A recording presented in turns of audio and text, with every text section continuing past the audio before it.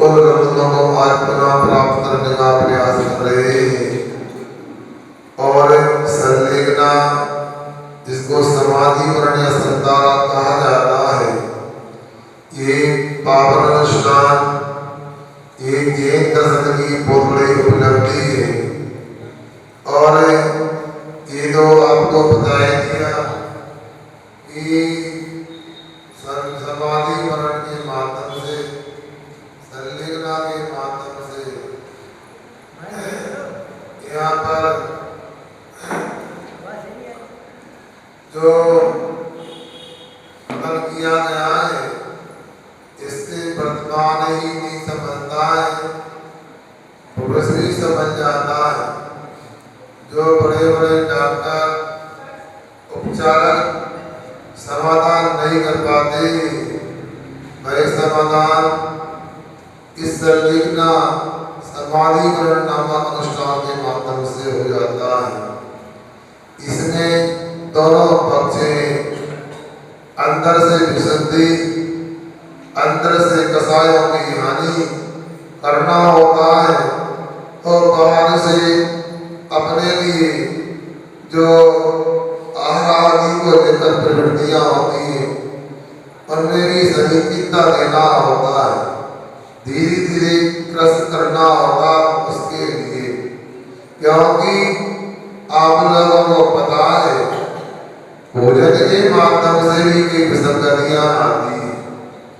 ऊपर कहा गया था, उत्साह को बढ़ाते हुए, अपने बल को प्रकट करते हुए, श्रुत रूपी अमृत के माध्यम से मन को प्रसन्न करना चाहिए।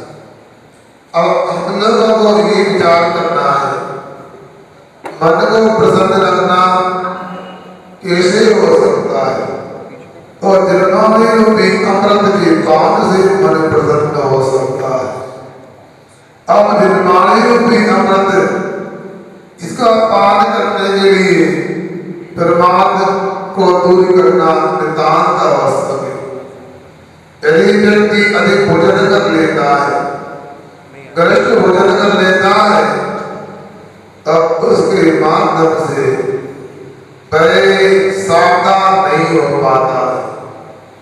यहाँ पर जिनवाणी का स्नान करने के लिए आलस का अभाव जरूरी, सावधानी जरूरी है। इसलिए अपने शरीर में अनावश्यक आहार आदि का प्रवेश ना हो, और विशुद्धि बढ़ती जाए, इसका भी प्रयास करना आवश्यक है। अब यह संलेखना करने वाला भोजन का कैसे धीरे धीरे कम करता है, उसका क्रम यह बता रहे हैं। 75 नंबर के प्रश्न को खोलिए और पढ़ते 127 नंबर का श्लोक। आहारम आहारम परिहाप्य परिहाप्य क्रमशा क्रमशा स्निग्धम स्निग्धम विवर्धित पानम विवर्धित पानम स्निग्धम च स्निग्धम च आपयित्वा आपयित्वा हरपानम हरपानम कूर्जेत कूर्जेत क्रमशा क्रमशा आहारम परिहाप्य आहारम परिहाप्य क्रमशा स्निग्धं विवर्धित पानम क्रमशा स्निग्धं विवर्धित पानम स्निग्धं आपयित्वा स्निग्धं आपयित्वा हरपानम पूरेत क्रमशा हरपानम पूरे दिक्रमगा आहारं पर्याप्य क्रमगा संयुक्तं विवदे दिवाना इस नित्यं जापयवा हरपाना पूरे दिक्रमगा बोलो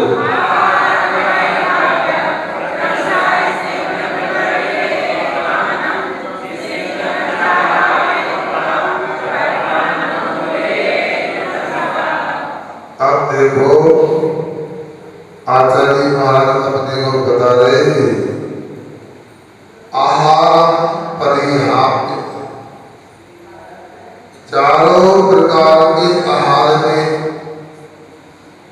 जो सर्वप्रथम खाद्य पदार्थ है जो प्राय के अनाज से ही तैयार होता है ऐसे अनाज के भोजन को रोटी है, भात है, दाल है, कड़ी है, इनको छोड़ करके स्निग्ध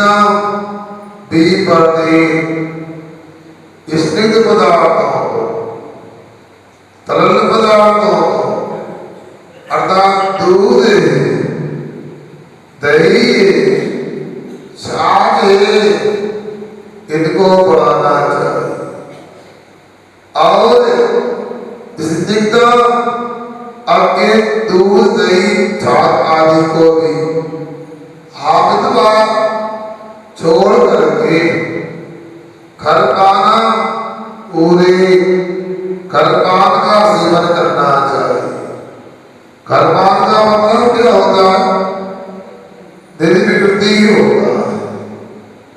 चावल का पान इसको बोलते हैं।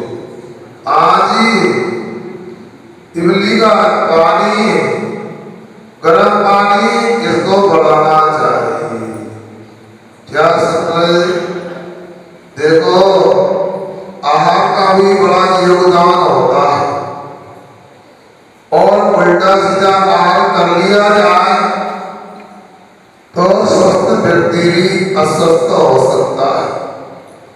सावधान रहने का लाभ प्रयास करने वाला भी आलसी हो सकता है। इसलिए यहाँ पर आचार्य बता रहे हैं आपको सर्वचेतना करना है। अब कितना खाना है? अनादिकाल से खाया है। आप जो क्रम बताया जा रहा है और जो दरियापत आचार्य जो सेवा करने वाले परिचारक हैं और इनको छोड़ने का बोलते तो संलिप्त करने वाले का कभी भी मानस तैयार नहीं होता है। पर ये भी कह सकता अभी तो खाने का समय है, अभी संलिप्तना का समय नहीं आया, अतः अभी तो मरण का समय दूर है, अभी से कैसे छोड़ दो बताओ। ऐसा मन में विचार करेगा तो कैसे से देखना होगी। एक साधक थे, उनको संजीवना कराने के लिए श्री दिगंबर जी मदासी का आश्रम इंदौर से लेकर के परम पूज्य आचार्य जी के चरणों में लेकर के आए। उनकी उम्र थी 86 वर्ष की, जिन्होंने सोनपुर आदि में जाकर स्वाध्याय किया था और श्री सरस्वती पंडित काशी वाली के संपर्क में रहते थे और उनके संपर्क में देखा जैसा भोजन वगैरह भी होता था। क्या मासी सुंदर सेठ जी का भोजन ऐसा नहीं, हम लोग हो जैसा वो भी सुंदर बात आ रही है। आम का मौसम आता था तो सेठ जी आम नहीं खाते थे। भैया आम नहीं खाते, पूरा टोकना आता था सामने, 10-5 टोकरे आके गले आते थे, घर में एक अच्छा सा पौधा टोकना डला उठाया, सामने रख दिया, पानी में धोते जा रहे और उसके डालते जा रहे हैं, धोते जा रहे हैं, चूसते और डालते जा रहे हैं। घर का भी कोई बच्चा कहेगा दादाजी एक आना में हटो उधर से ले आओ, दादाजी से बोलो, इसके से एक भी नहीं देगा। और अच्छे हट्टे कट्टे पहलवान थे, फोटो लगे इंदौर में, हमको 6 साल लेना हुआ, उनके महीने में कई डेली जगहों जाके सहायता के लिए बगीचे में। वो तो अपने आप में बिना तिलक के राजा थे, जिन्होंने अंग्रेजों को उस जमाने में रात के 12 बजे आवश्यकता लगने पर पूरी नगदी 1 लाख रुपए दे दी थी। लगभग आज से 80-90 वर्ष पहले की बात। और लौटाने आए तो हमने कह दिया दे दिए तो दे दिए, क्या ले जा। उनको सम्मान में सर नायक की उपाधि दी गई थी और उनके लिए अनेक प्रकार के शौक थे। व्यापार करने का शब्द भी ऐसा कहा, यदि बालाघाट जाएगा पूरे शराबा खरीदती है, कलवारी खरीद सोना बाजार में भाव बढ़िया, कोई कहे भैया हमको दे दो, ले लो, उनसे खरीदा हमको एक बेचा, कमीशन देनी चलते हो। अब इसी जिंदगी की दरबार में अनेक लोग रहते थे, पर त्यागी विद्वानों का भी सम्मान करते थे। और तो ब्रह्मचारी जी उनके समय के थे और उनको आचार्य महाराज के पास ले गए पंढरपुर। हमने कहा आचार्य जी बाबा जी ऐसी अच्छा चर्चा की। हमने कहा आचार्य जी के बाबा जी ने अपने 86 वर्ष में कभी दूध में बूरा डाल के नहीं पिया, दूध में ना बूरा डाला ना शक्कर डाली, तो मतलब जब पीता नहीं भीगा नहीं पीते थे, ये हमेशा कटोरे में पहले पूरा भरते थे और लोटे से ऊपर से दूध डालते थे। मतलब पूरे में दूध डाल के पीते थे, दूध में कभी पूरा नहीं डालते थे। कितने मीठे शौकीन थे। आप मंदिरों हुआ यह कि उनको संबोधन दिया आचार्य महाराज जी ने और पहली संबोधन में ही उन्होंने आजीवन के लिए मीठे का त्याग कर दिया। कोई किसी प्रकार का बेटा अब सेवन नहीं करोगे। सर्दी न प्रारंभ हो गई, हमको इशारा किया गया आचार्य महाराज के द्वारा, इनको शरीर कमजोर हो गया, अनाज का त्याग कराना है, धीरे धीरे कम करो, क्योंकि यदि शरीर कमजोर हो जाए और अनाज का त्याग समय पे नहीं हो पाए तो एक सर्दी पाक नाम की बीमारी हो जाती है। शरीर में पहले खिंचाव आएगा और बाद में मूर्छा आ जाए, हमेशा की कौमा में चले जाए। इसलिए कमजोर होने के पहले अनाज का त्याग कराते, पेट यदि साफ हो गया, पेट में कोई विकृति नहीं है तो वह अंतिम समय तक जिनवाणी सकता रहेगा, काम करते रहेंगे उसके। इसलिए उनको त्याग कराने के लिए आहार कम करने लगे और पसंदा ये करते थे रोटी तो उतनी चलेगी, रोटी पतली बनवाने लगे और रोटी पतली रोटी मोटी देखे तो उसको छाछ में मिला दे, फूल के बड़ी सी हो जाए। मगर एक दिन क्या हुआ, कभी मन में आया कि ये भोजन कम हो रहा है मेरा। हमसे बोले भैया अकाल मरण कराना है हमारा, क्या हो गया, भोजन तमसा कर दिया है। जैसी संलेखना की विधि होती है, जिस क्रम से त्याग किया जाता है वैसा करवाया जा रहा है, आप इसको दिमाग में क्यों लाते हो? तो फिर क्या था, त्याग कराने के कोई भी तरीके हुआ करते हैं। जब संलेखना करने वाला चपाती खाने में आसक्ति रखता है, खाने की लालसा रखता है, तो ऐसा ही भगवती आराधना आदि में कि आहार प्रकाशन होता है। कैसे होता?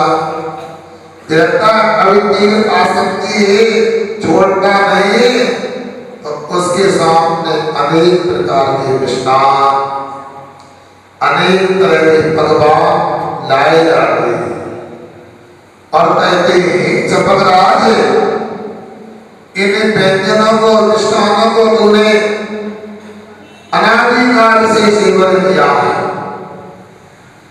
अनंत बार सेवन किया है और इनको भोगने से कल्याण नहीं होने वाला है। इनसे नाता तोड़ने से कल्याण होने वाला है। और ऐसा करके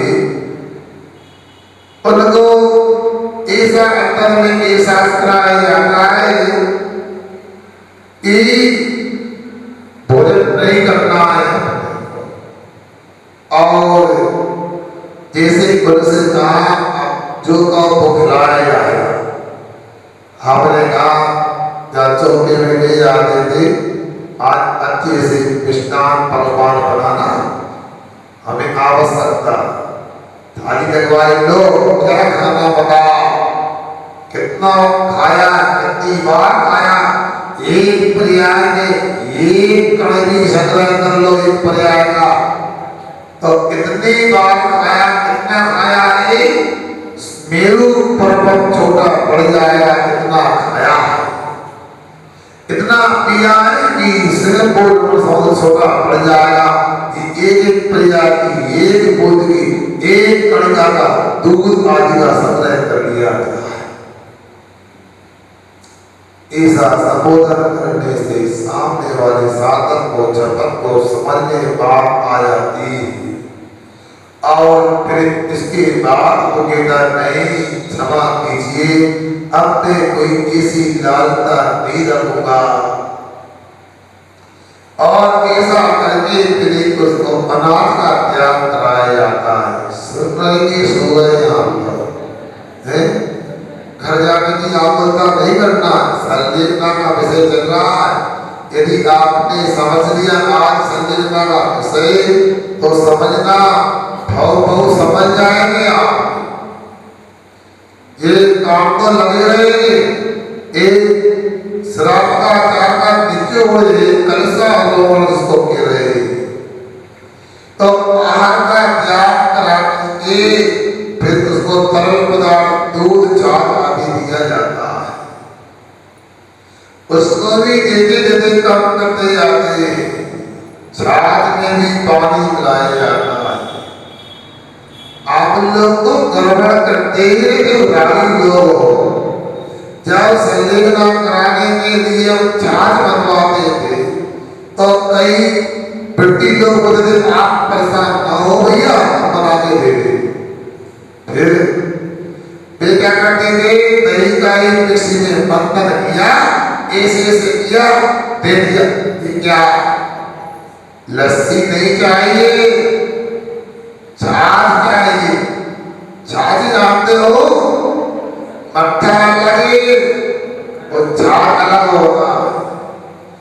मट्ठे में तो मक्खन निकाला नहीं जाता, छाछ जिसको तकल बोलते, इसमें मंथन करके मथानी से पूरा एक एक कण मक्खन का निकाला जाता है।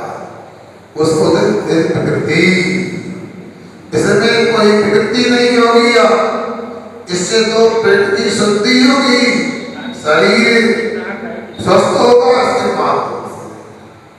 इससे एक छाछ का प्रयोग कराते हैं। यदि किसी को छाछ की भी मान लो नहीं जमती है, तो चावल का पानी मालिश को बोलते हैं। यदि मान लो किसी की शीत प्रकृति है, परमपूज्य आचार्य सिंह के पास में चिल्ला जनेन्द्र पंडित जी ने भी समाधि की है। तीसरी में इसको पारसनाम बोलते, सर्वेश रवि तलटी में। पर को सीट गड्डी होती, इसलिए पर को झाड़ का पानी झाड़ अनुकूल नहीं लगता था, तो उन्हें मुनक्का का पानी दिया जाता था। अब ऐसा धर्म पदार्थ के माध्यम से उनका धर्म ध्यान कराते कराते और कसाय को ग्रस्त करवाते कराते अंत में घर पाना गर्म पानी पर ले आते, गर्म पानी पिलाया जाता है और कुछ नहीं, उबला हुआ पानी। देखो जल के माध्यम से ही जीवन होता है और जल के माध्यम से ही स्वस्थ होना होता है। तो इस प्रकार से गर्म जल आदि के माध्यम से उसकी साधना कराई जा रही है। पहली कब तक, आगे अगले श्लोक में बता रहे हैं। खरपान हापना हापना नपि नपि कृतवा कृतवा पूर्ववास पूर्ववास नपि नपि सत्या सत्या पंच नमस्कार पंच नमस्कार मनास मनास तनु तनु तेजे धर्म तेजे सर्व जतने घर पान आप नाम भी घर पान आप नाम भी कृतवा कृतभूम वास्मभि सत्या कृतवा कृतभूम वास्मभि सत्या पंच नमस्कार मनास पंच नमस्कार मनास तरम तजे सभ्यागने तरम तजे सभ्यागने घर पाने अपना मभि कृतवा कृतभूम वास्मभि सत्या पंच नमस्कार मनास तरम तजे सभ्यागने बोली।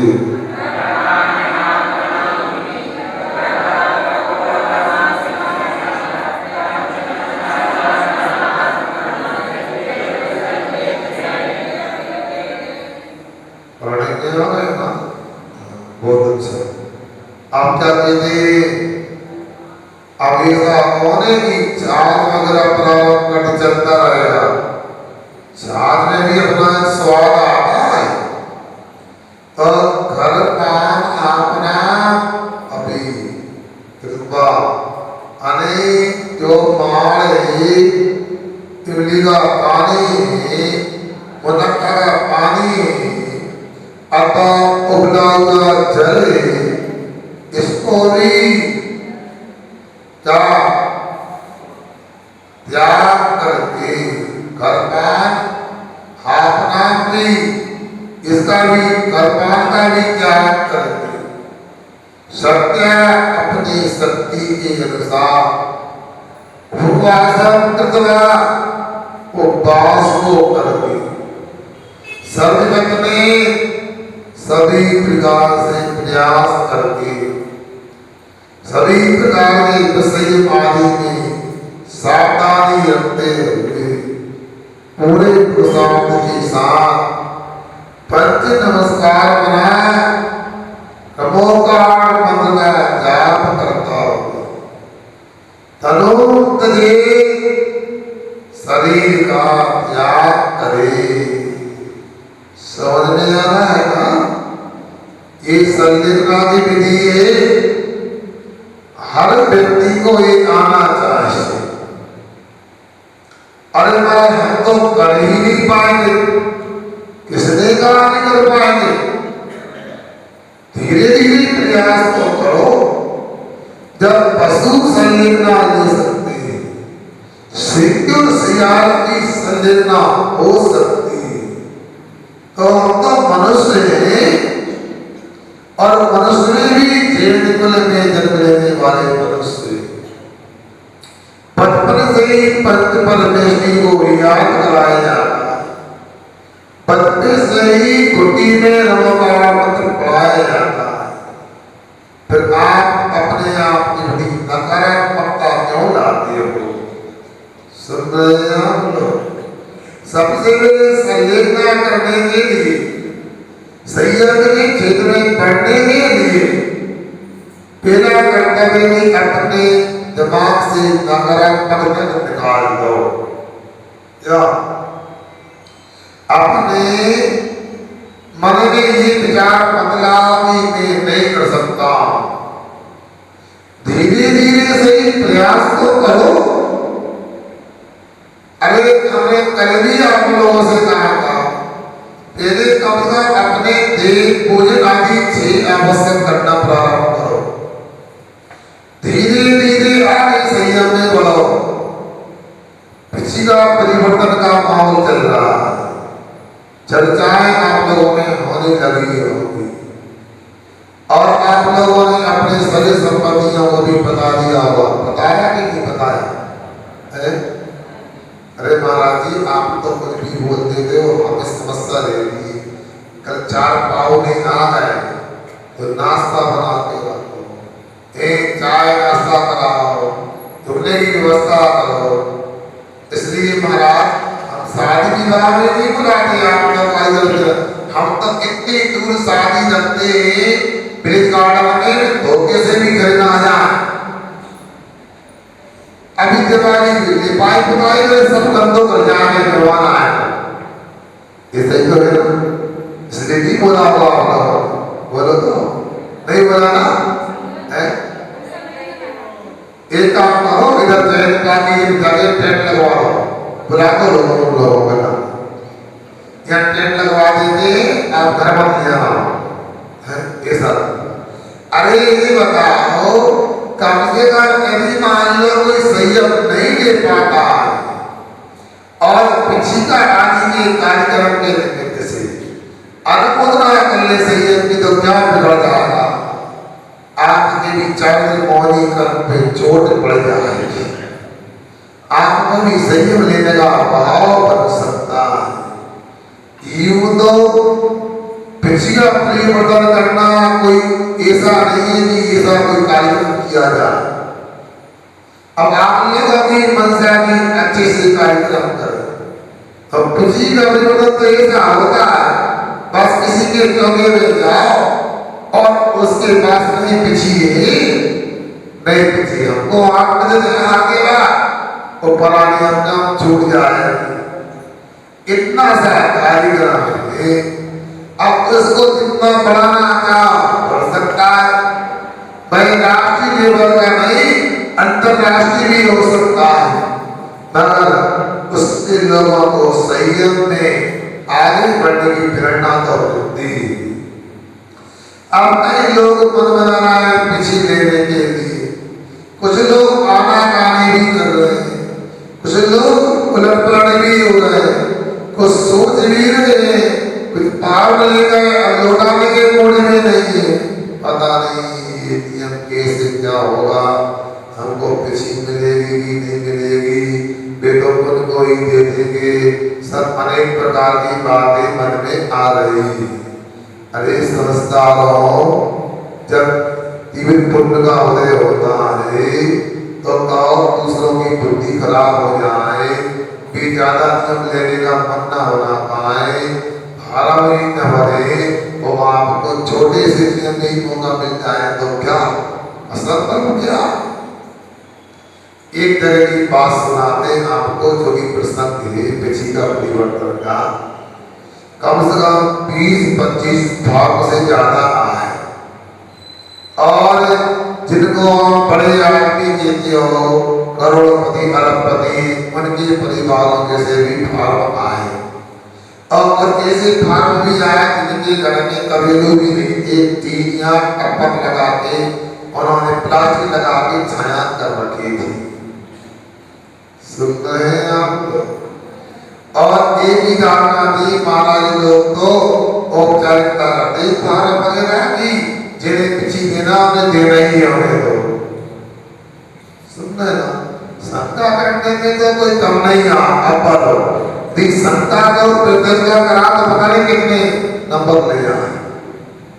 इसके बाद में हमने सबको इशारा किया, भारत चेक किए गए और जिसका नंबर आया उनको भी इतने बार सबको बोला। जितने लोगों ने ढाल परे, महिलाओं को पीत वस्त्र में और पुरुषों को श्वेत वस्त्र में धोती दुपट्टा कुर्ता पजामा में टोपी लगा के आना है। आज एक परिवार में अम्मा बेटी चर्चा कर रही है। महाराज ने कहा पीले कपड़ा पहन के आओ, सफेद कपड़ा पहन के आओ। हमें तो लगा थे किसी को नहीं मिले। जिन लोगों ने विशेष दान वगैरह किया, बड़े बड़े लोग संपर्क में महाराज को ले बागे लाश पीछे मिले। अब पर दिया समस्या है। महाराज ने कहा पीले कपड़े पहन के आओ, सफेद कपड़े पहन के आओ, ना जाओ तो अच्छो नहीं, महाराज की बात का उल्लंघन हो जाएगा। अब बिना मन के पीले कपड़े पहनाए और श्वेत वस्त्र पहन करके पुरुष आ गए। सब बैठे थे, हमारे संतुलित कटकी वाले जल कर रहे थे, विधान चल रहा था। अब इसके बाद में कई बार उनका नाम लिया, फलाने चंद्रजी आए, उनको बड़े महाराज की पीछे मिलने की उनको सौभाग्य मिला। फिर इधर उधर देखे, ये नाम और कोई को तो नहीं है, बताओ हमें मिले कि नहीं? हमें बुला लगा हटो भैया, हमें बड़ी मुश्किल से तो उठे और बहुत ही स्थिति उनकी अलग प्रकार की थी। और उनको क्या बताएं, उनकी स्थिति मानी भी बहुत कमजोर व्यापारी थे। पूरा नाम नहीं बोलूंगा, बात के ठिकाने पर अच्छा लगेगा नहीं। उन्होंने नियम लिया कि हमें भी पिछी मिलेगी। पत्नी ने 2 प्रतिमा के व्रत ले लिए। परिस्थिति अरे प्रतिकूलती सलाई पसी अपना काम चला दी, ब्लाउज सीधी थी पत्नी। और पति जी ने वो भी कोई सब्जी फल का व्यापार करते थे। उन्होंने नियम लिया, पति ने आजीवन व्रत तो लूंगा, प्रतिमा तो नहीं ले पाऊंगा, मगर मंदिर जी में जब तक बस की रहेगी मैं सभी को अभिषेक का जल और द्रव्य उपलब्ध कराऊंगा, अपने हाथ से धोऊंगा पानी ला कर। बहुत बड़ा नियम है, ये काम अपने हाथ से होना चाहिए। उन्होंने कहा नहीं, जितने समाज के लोग पूजन करने आते हैं उसका छठा हिस्सा मुझे मिलेगा यदि मैं द्रव्य होगा। उन्हें पता लग गया कक्षा में ऐसा नियम दे दिया। तो जब उन्होंने सुना कि हमें पिछी मिले, आए आंखों में आंसू थे, पिछी मिली।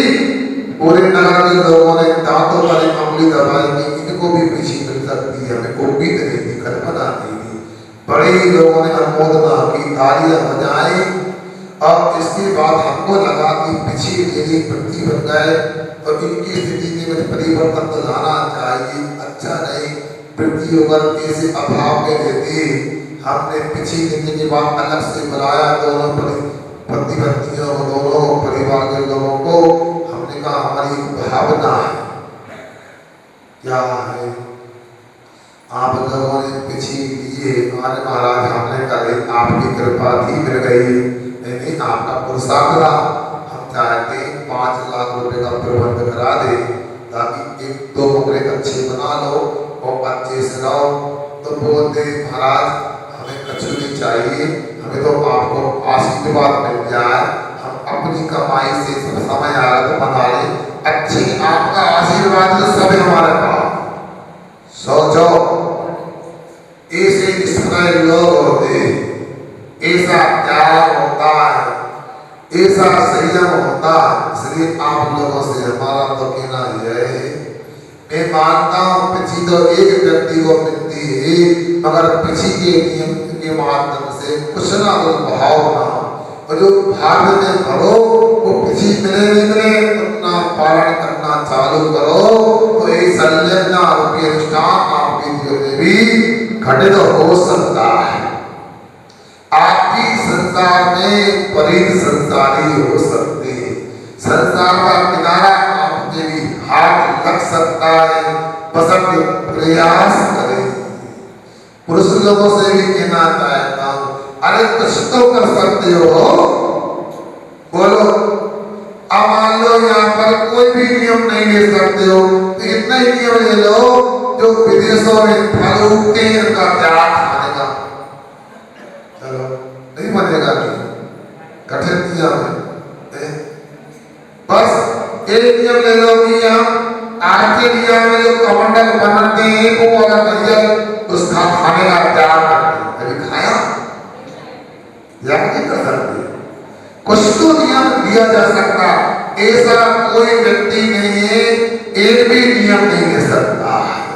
जब भीमा जाल में फंसने वाली टेढ़ी मछली मारने का त्याग कर सकता है, जब सियार काट के पानी का त्याग कर सकता है, जब भीड़ कौवे का मांस का त्याग कर सकता है, तो जिन लोग आप भी कुछ त्याग कर सकते हो।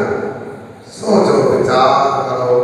मगर ऐसा है कि आप नकारात्मकता लेकर के आते हो तो कोई काम करने वाला नहीं है।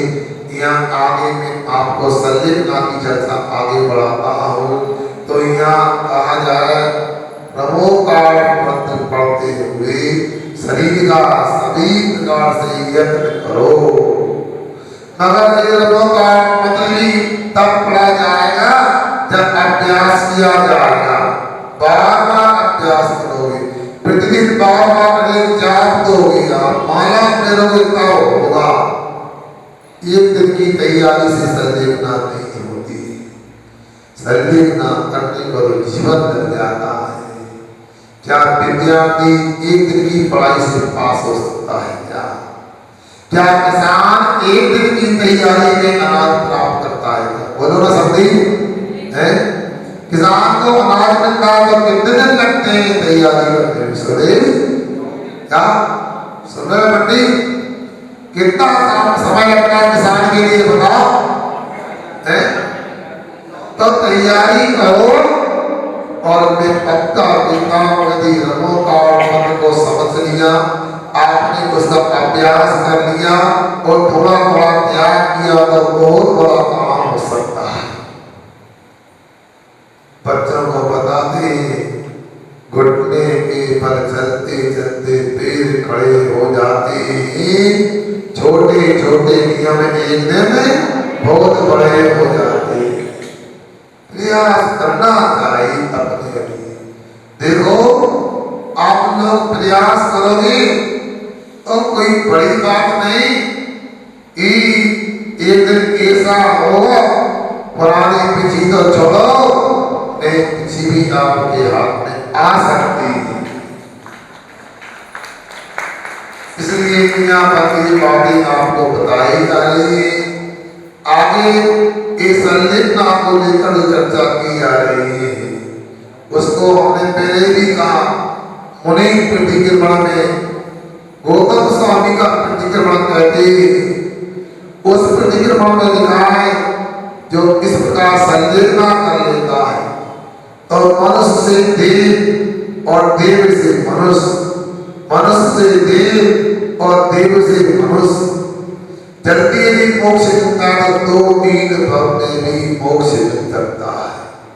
और विलंब होगा तो 7-8 भव से अधिक लग ही नहीं सकते। मुनि बंद करेंगे तो 32 भव लग सकते हैं, मगर निर्दोष संलिग्नता करने पर 7-8 भव का उल्लंघन नहीं होता है। एक आचार्यों का गर्दन प्रवेशियों का कथन है, अपने को समझना चाहिए। आकर जीवन में कोई ना कोई घटना घटने वाली है। चलो उपसर्ग नहीं आएगा अपने आप में, चलो दुर्भिक्ष नहीं होगा, व्यवस्थाएं है आपके पास में, बुढ़ापा तो आएगा ना। बोलो क्यों बुढ़ापा आएगा कि नहीं आएगा? कोई ऐसा पाला घाट में, कोई जंगल में कोई जड़ी बूटी बुढ़ी हो, उसको सोमली हो तो बुढ़ापा नहीं आएगा। तो ये क्या हमें शर्मा तो भैया इतना नहीं कर सकते क्या? बोला कोई जड़ी बूटी सुन ले क्या तो बुढ़ापा आएगा कि नहीं आएगा? जब बुढ़ापा आएगा निश्चित पक्का है तो अपने को तैयारी तो करना चाहिए। और ये भी कौन सी जिंदगी बता, बुढ़ापे में व्यक्ति सरदा देता है, पेट सोल हो जाते, छाले पड़ जाते, त्याग नहीं करता, संस्कार नहीं, उससे का मत बोलो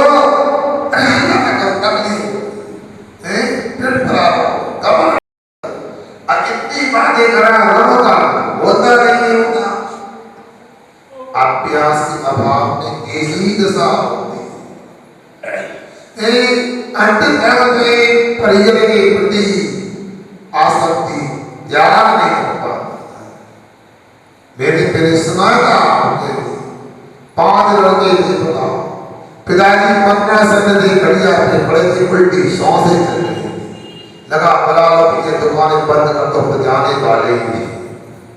5 के 5 लड़का आ गए और पिताजी ने कहा मजा करना है, पीछे खड़ा था सिर के हमने कहा मजा करना है, हम पिताजी नहीं गई यदि पीछे का आ गया भैया पिताजी आपको याद करना है। अब पिताजी ने 5 लड़कों को देखा गुस्सा आए, पानी की पानी छाती में खड़े, ये समझ में नहीं है दिवाली को सीजन दुकान बंद करेगा, चलो सब कितनी अच्छी हंसी आ रही है हम लोगों को। बता हम लोग भी तो कुछ सीखे से ये बता तो फिर विश्वासा होता।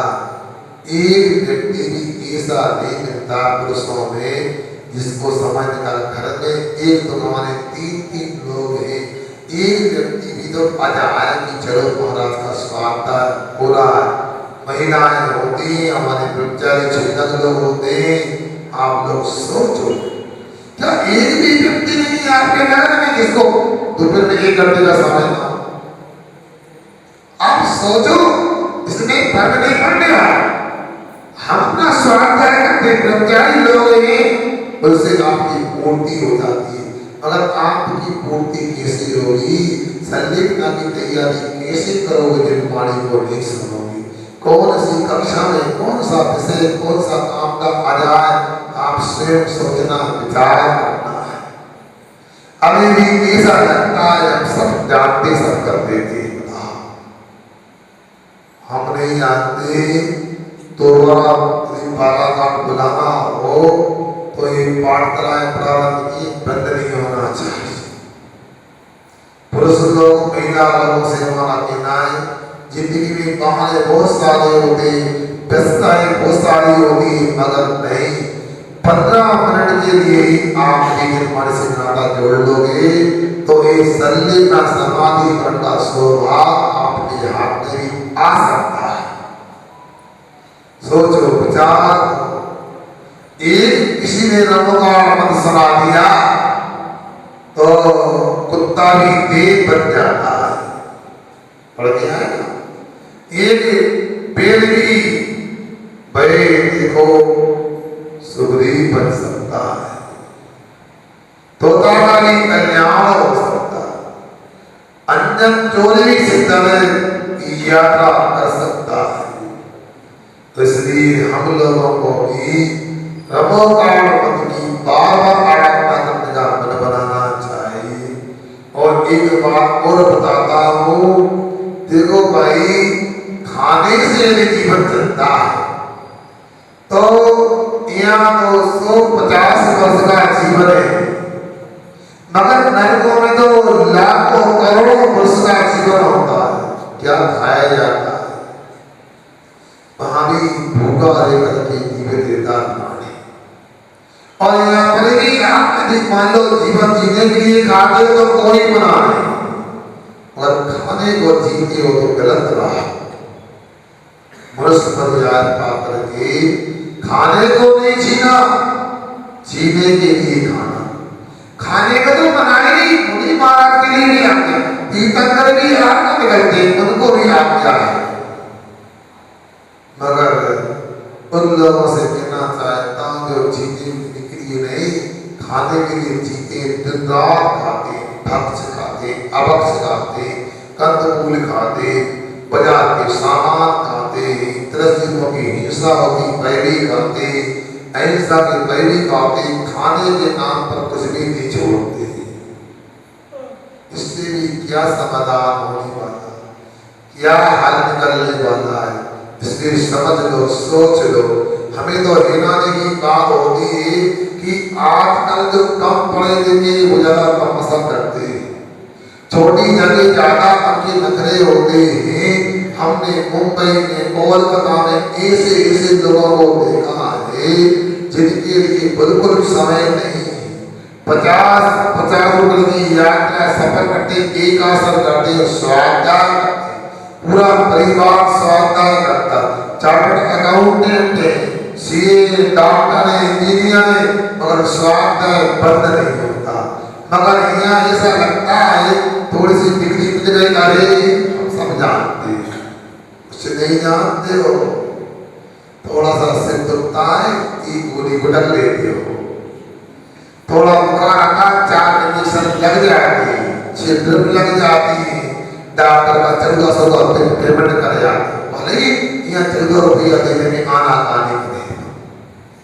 बोलो क्या है, सोचो अभी कोई गोली लगाई यार तो सब बिल्कुल मुंह बंद करके बैठ जाएंगे, तो के सर निकल जाए, और कोई आवश्यकता पड़ जाए तो यहाँ बैठे हैं आप, अब शासन विशेष दे दिया है वो, अभी कोई 500 रुपये जमा करना व्यवस्था के दाने ना दोगे तो बिना हेलमेट के गए, आली पुत्र जी क्या 1500 दे रहा है, कहाँ से आया बता। बिल्कुल ऐसा ही आप लोगों का हिसाब, वो तो मेरे लड़का सागर मानता नहीं, मैं तो ठीक करा तो उससे प्रेस में नहीं आया, तो जो गड़बड़ के स्वाध्याय में नहीं आए रास्ता लगा दो, इस पुलिस वाले जानकर कोई का विचार नहीं कर सकते, जो पाठशाला में नहीं आया देख लेना, बस बनाओ चालान होता है, जूता पहन के नहीं आया उसमें चालान होता है, ये लोग तो ठीक था।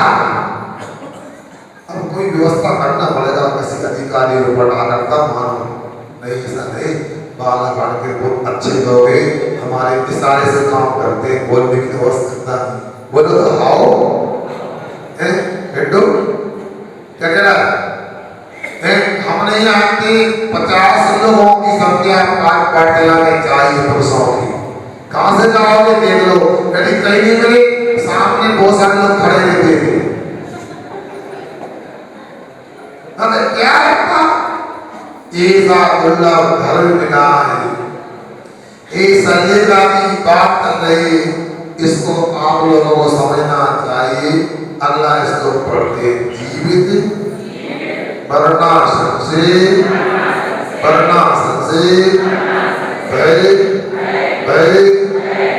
स्मृति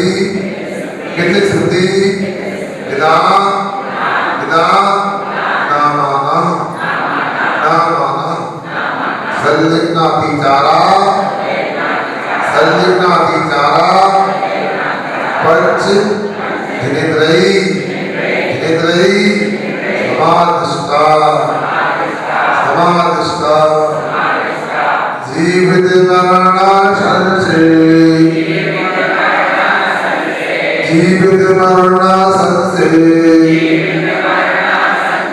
भय स्मृति नाना माना, भय स्मृति नाना माना, चारा पंचजनेन्द्रिय समाधिष्ठा, जीवित मरणासन से भय स्मृति नाना माना, चारा पंचजनेन्द्रिय समाधिष्ठा।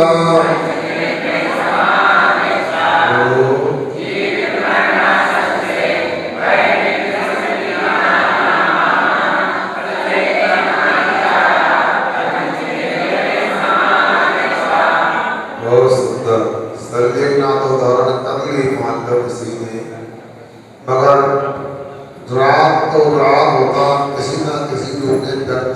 ही आता है। जीवित आश्रम, जीवित बनना मतलब जीवन आश्रता, जीने की इच्छा होना। एक मरना श्रद्धा, मरण की इच्छा होना। दो भय, ये तीसरा मित्र स्मृति, बचपन की मित्रों की याद। चौथा और निदान, ये पांच अतिचार, पांच दोष जो है जिनेन्द्रयी भगवान जी के द्वारा ये संलेखनाथ के अतिचार समाधि बतलाए गए, कहे गए। क्योंकि कभी कभी ऐसा लगता है कि अब मैं स्वस्थ हो गया, बुढ़ापे में भी ऐसा लगता है अभी बुढ़ापा आया, बीमारी में भी लगता है अभी तो स्वस्थ हो जाऊंगा। उस समय संजीवना लेकर के भी लगता अरे गलत हो गया, अभी संजीवना स्वीकार नहीं करना था मेरे लिए, अभी तो कुछ दिन और जी लेता, एक पर जीवन आसन था। वरना संस्था क्या होती है, अब तकलीफ हो गई, पेट शोर हो गए, छाले बढ़ गए और दर्द से नहीं हो रहा है, हे भगवान जल्दी उठा लो। भगवान ने तुम्हें भेजा है ना कावे आए, सब लोग फिर अच्छे से अपने आयु कर्म से आयो, आयु कर्म समाप्त होने पर जाओगे। कभी कभी बीमारियां होती हैं, पढ़ने की भी इच्छा हो जाती है। एक हर्ष नाम का रोग होता है, उस रोगी को इतनी वेदना होती है कि कई रोगी तो सुसाइड कर लेते, आत्महत्या कर लेते। दर्द क्या करे, तो वरना संसार होती है, भय डर लगता है क्या होगा, मैं भोजन का त्याग कर दूंगा, क्या होगा मेरी समाधि हो जाएगी, ना मानो कहाँ जन्म मिलेगा, अब मेरी घर वाले सब छूट जाएंगे, दोबारा पता नहीं कहाँ क्या होगा, मिलेगा नहीं मिलेगा। ऐसा भय भी दोषप्रद होता अतिचार। मेरी स्मृति बचपन के वो दोस्त थे, खेलने जाया करते थे, पेट गंगा नदी में डुबकी लगाया करते थे, वहाँ पार्टी करने जाया करते थे। कहाँ गए, ऐसा याद करना भी अतिचार है। अरे साथ में व्यापार किया जाए, एक बार तो मिल जिंदा भैया, अरे मेरे सगे संबंधी एक बार तो बुलाओ। भय के बाद मित्र स्मृति, निदान अब संलेखना नहीं, तो अब तो मरना है, आग का भी त्याग हो गया, जल का भी त्याग हो गया, अब भगवान कोई ऐसा स्थान मिल जा अच्छा, दोबारा से बालाघाट में बंद हो जा, देवी निधान हो सकता, अच्छे बड़े परिवार में जन्म हो जाएगा, मैं राजा बन जाऊं, मैं चक्रवर्ती बन जाऊं, ऐसा भी विकल्प कर सकता व्यक्ति। इसलिए भावी लोग आकांक्षा निदान, भविष्य की इच्छा करना लोगों की निदान होता है। इसी अतिचारों के माध्यम से संलेखना का जो फल मिलना चाहिए उससे वंचित रह जाते। इसलिए पांचों अतिचारों को ध्यान में रख करके अपने को संलेखना का अनुष्ठान करना चाहिए, साधना करना चाहिए और साहस करना चाहिए। बार बार समाधि भावना पढ़ो, विराग भावना पढ़ो, जरूर एक दिन मौका मिलेगा, अपने को भी समाधि ग्रहण करने का साहस उत्पन्न हो जाएगा। आगे वचन स्वाध्याय